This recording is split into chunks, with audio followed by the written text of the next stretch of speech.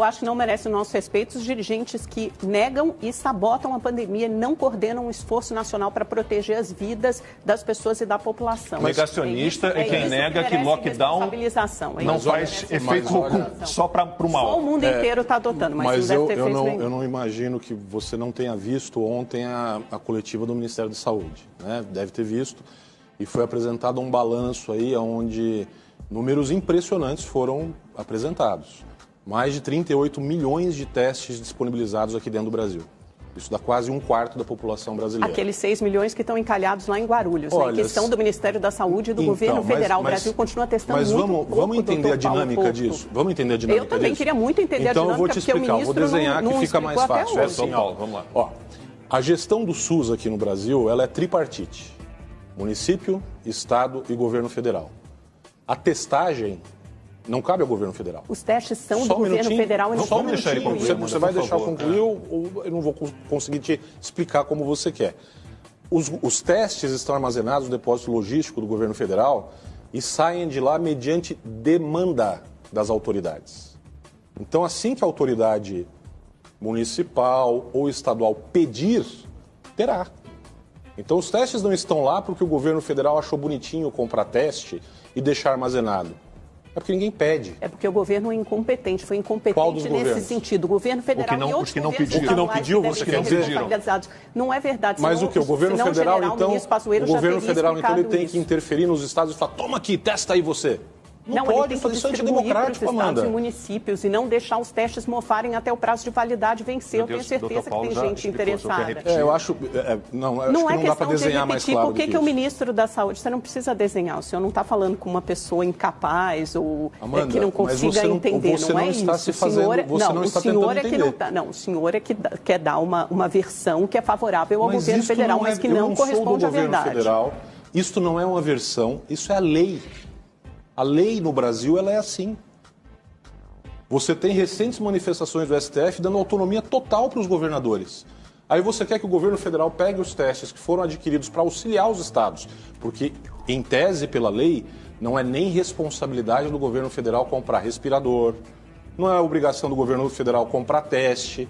Ele fez, responsabilidade aliás, os hospitais federais são raríssimos. Parece que nada é, mas não está esforços. Coordenando os esforços, doutor Paulo. Tanto é que os testes estão mofando lá. E se fosse tão simples a justificativa, o ministro da Saúde já teria vindo a público fazer essa defesa e não veio até hoje. O ministro não veio, mas o secretário executivo falou isso ontem. Mas por que o ministro da Saúde não veio a público? Porque ele é a pessoa encarregada.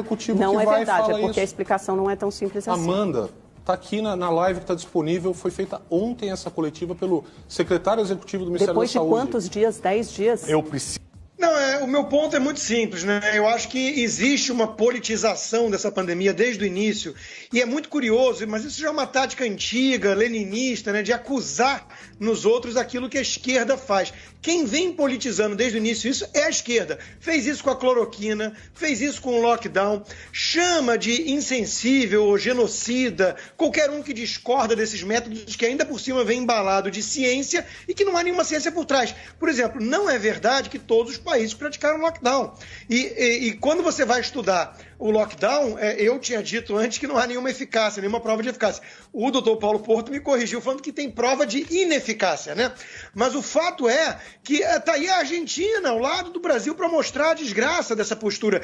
E não obstante, a mesma turma da esquerda, #quarentena gourmet, fique em casa, não quer saber dos fatos e insiste nessa politização. Aí você explica que não cabia ao governo federal certas coisas, aí você é o bolsonarista. E não é o anti-bolsonarista histérico, o outro que só quer demonizar o governo ou o presidente. Fizeram a mesmíssima coisa aqui nos Estados Unidos. O Trump foi culpado por cada uma das mortes, sendo que as mortes se deram, por exemplo, em Nova York, onde o governador e o prefeito, que são democratas, resolveram fechar tudo e isso agravou o problema. Mas isso a mídia não fala, porque a mídia protege a turma da esquerda.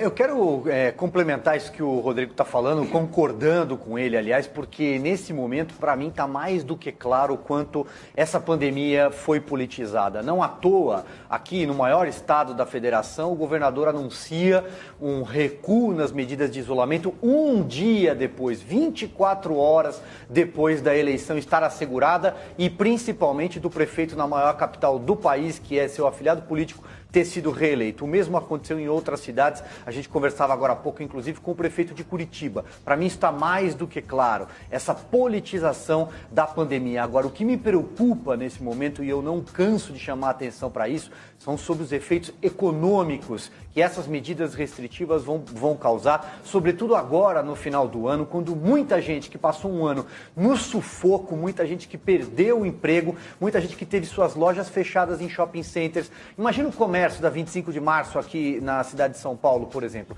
Muita gente que dependia de um final do ano, de um Natal, talvez, para conseguir dar um suspiro, não vai ter isso esse ano. Então, é isso o que me preocupa muito, porque é muito fácil para a turma do ficar em casa, pedindo comida pelo aplicativo e assistindo a sua série favorita na Netflix ou em outros canais, é muito fácil. Duro é para quem passou o ano com a corda no pescoço e que estava dependendo do Natal e do final do ano para tentar buscar alguma salvação. E, infelizmente, se depender de alguns governantes, a coisa ainda vai ser muito pior no verão. Muito bem documentado também no livro do Bob Woodward, né, chamado Rage, numa conversa gravada e depois divulgada com o presidente americano Donald Trump, em que ele relata que conversou com o presidente chinês Xi Jinping no começo da pandemia, uma conversa de fevereiro, e ele fala para o Bob Woodward que, de fato, é uma pandemia muito grave, é um vírus mortal, muito mais mortal que uma gripe comum, que uma gripe forte. Mas ele diz, ao mesmo tempo, para o público, para a população americana, que é uma gripe comum, que não tem gravidade. Então, quando a gente fala de presidentes ou dirigentes que dão informações conflitantes para a população, para o seu povo, o Trump também tem uma conta. Agora você dizer que até agosto morreriam 3 milhões de pessoas no Brasil e 1 milhão se não fizesse nada. Então, mas calma lá. Este é um erro mas a gente, passando a bola aqui pro... Pessoas foram tiradas ao pânico, ao medo, à histeria por conta dessa previsão. Exatamente. Passando a palavra aqui, o Dr. Paulo Porto quer falar, mas para que fique claro, né? Quando a gente fala assim, governantes dando informações conflitantes, ou por aí vai. Bom, o Átila, 3 milhões de mortes e a Marino não deu... Mas você quer comparar o Trump com o Átila, news, só por para exemplo? entender? Não, de o Átila jeito se nenhum, baseou Amanda. num estudo do Imperial College, que você pode... esse estudo, feito, sobre esse estudo eu colocaria uns 18 asteriscos. Posso só interferir aqui? Enfim. Amanda, o governo americano tem transparência, tem democracia, tem liberdade de imprensa ampla, até mesmo para um livro de fofocas como o do Bob Woodward. Agora, a China é uma ditadura. A China é uma ditadura, exatamente. Que manda matar, que some. A China é uma ditadura e quando eu falo de insanção, eu não estou dizendo que, como você disse agora há pouco, que o vírus foi criado em laboratório ou não. Rodrigo falou, é possível que isso se comprove um dia, sim ou não. Eu não estou fazendo essa afirmação. O que eu estou dizendo é que a China merece sanção, sim, por ter omitido dados. Isso é crime. Não, você tem razão e o Constantino tem razão de fazer essa diferenciação também entre China e Estados Unidos e é muito grave o que a China fez. Vamos ouvir, doutor Paulo. Vamos lá. Não há a menor possibilidade de se justificar um comportamento de um governo, ou seja, de um sistema, por uma pretensa atitude teoricamente responsável de um chefe de Estado. Até porque houve uma organização de um governo para ocultar dados. Isso é uma manobra que não dependeu de alguém falar alguma besteira. Isso é muito grave, doutor Paulo. Isso é gravíssimo, ainda mais porque o principal momento de contenção de qualquer epidemia é no início. Porque a epidemia ela se alastra em progressão geométrica. Então você pegar, logo quando está na província de Wuhan e fechar a província, você teria um impacto global muito menor do que teve agora. Agora, o que fez o governo da China? Olha, aqui para dentro da China, vocês de Wuhan não podem viajar. Mas vocês que têm negócios na Espanha e na Itália, negócios têxteis, viajem à vontade. Isto é um crime. Eu posso só, que eu fiquei devendo outro dia, tenho aqui todos os dados do Imperial College, eu gostaria de eliminá-los da nossa conversa. Vamos lá, em 2002, o Imperial College, o Reino Unido, previu até 50 mil pessoas mortas pela doença da vaca louca, né, podendo chegar a 150 mil. Foram 177 mortes, tá? Então, de 50 mil a 150 mil, 177. Em 2005, de novo, o Imperial College, mais de 200 milhões de pessoas morreriam de gripe aviária. 282 pessoas morreram entre 2003 e 2009. 200 milhões para 282. Tem mais. 2009, Imperial College de novo, gripe suína, uma taxa de letalidade de 0,3% a 1,5%. 65 mil mortes, morreram 457 pessoas, 65.457 pessoas. Atrás desses estudos está o Neil Ferguson, aquele que mandava você ficar em casa, que trancava todo mundo e que recebeu no seu apartamento a amante dele, uma mulher casada, né? E teve que botar o rabinho entre as pernas. Então, Imperial College, sinto muito, Átila, que eu ia falar Tamarindo, que é como a Bárbara do canal Te Atualizei chama ele, Átila Yamarino, de 1 milhão a 3 milhões, jogando todo mundo ao pânico, à histeria, à morte. Essas pessoas, me desculpem, não merecem, esses institutos, essas pessoas não merecem o nosso respeito. Silvio, é o nosso tema de amanhã, aqui no Opinião no Ar. Doutor Paulo, afinal de contas, esse recuo de bandeira, de fase aqui em São Paulo, o que a gente pode esperar de resultado? Lacombe, eu acho que, assim, em primeiro lugar, há uma confusão muito grande em relação à finalidade das medidas. Então, quando se fala em medidas restritivas, seja de aglomerações ou o que quer que seja, isso, desde o princípio, tinha a intenção de você conseguir dar tempo ao sistema de saúde para que ele não tivesse que lidar com um número muito grande de casos de uma vez. Veja, nós estamos há quase 10 meses em pandemia, não deu tempo ainda do pessoal se preparar? Deu tempo de abrir o hospital de campanha e fechar o hospital de campanha. Pois é, e aí a gente vai ter que enfrentar uma restrição de novo. Esse é um ponto que eu, sinceramente, não compreendo. Segunda coisa que eu não compreendo, talvez que minha mente às vezes seja meio matemática. Se você tem um determinado número de pessoas que necessitam frequentar um estabelecimento comercial para resolver um problema no chip do seu celular, para pagar alguma coisa num banco ou o que seja, e você vai ter que promover menos aglomeração, qual que é a medida lógica? É você ampliar o horário de funcionamento ou restringir?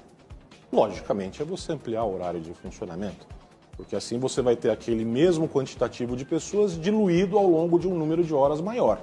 Então, por que a gente está fazendo justamente o inverso?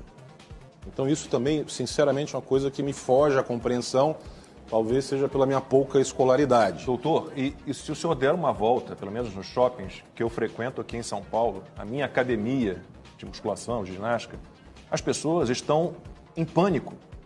Um horário que tem ali vaga para 140 alunos, eu treino com 3 ou 4 ao meu lado. Exato. O shopping está vazio. E vem muito até no que o próprio prefeito Greca falou, assim, não se pode penalizar toda uma economia ou todo um setor por conta de um ou outro erro que aconteceu. Então, qual que é a principal fonte desse crescimento agora nos casos aqui em São Paulo? O tanto que teve de festa clandestina, de balada clandestina, etc. e tal. Agora é justo... E as eleições também, Silvio falava eleições. Um pouco eleições. Agora, é justo você punir o comerciante que investiu em equipamento, tem academias que têm reconhecimento facial com mensuração de temperatura facial, e tem supermercado que tem carrinho com luz ultravioleta C para esterilizar as compras. Então é justo você punir esse camarada, que é um empreendedor, que investiu para poder sustentar os seus funcionários e não deixar ninguém na mão, porque o filho do riquinho foi lá fazer uma festa clandestina e colocou 3 mil pessoas dentro de um galpão? Não. Vamos acrescentar algumas coisas aqui, doutor. Até foi muito bem lembrado, doutor Paulo, trazer a questão do achatar a curva. É uma expressão que foi tão batida e depois esqueceram. A ideia era achatar a curva, era só isso. Não era impedir o contato das pessoas com o vírus e que depois começaram numa contagem mórbida de cadáveres para poder responsabilizar governo ou presidente. Tudo isso é estranho. Agora, outro crime cometido, né, a questão das crianças. Não, a OMS, que é a OMS, né, que a gente já falou o suficiente, se manifestou outro dia dizendo que não há nenhuma prova de contágio acelerado por conta das crianças. Aqui nos Estados Unidos não há nenhum caso, zero, né, com mais de 300 milhões de habitantes, não há nenhum caso de morte comprovada por infecção escolar. Nenhum. E, não obstante, os prefeitos e governadores democratas da esquerda fecharam as escolas todas. Enquanto que o presidente Trump era que ficava falando, abram as escolas. Quanto isso vai custar para essas crianças, especialmente as mais pobres? Agora, a pobre pode abrir a escola para votar e depois se aglomerar para comemorar a vitória da tua patota. Aí volta com restrições novas. Tudo isso é tão cansativo. É um vírus esquisito, né? Você senta no restaurante, aí o vírus não pega mais, pode tirar a máscara. Levanta, bota a máscara. É tudo tão patético, gente. Não cansou ainda não? A mim cansou.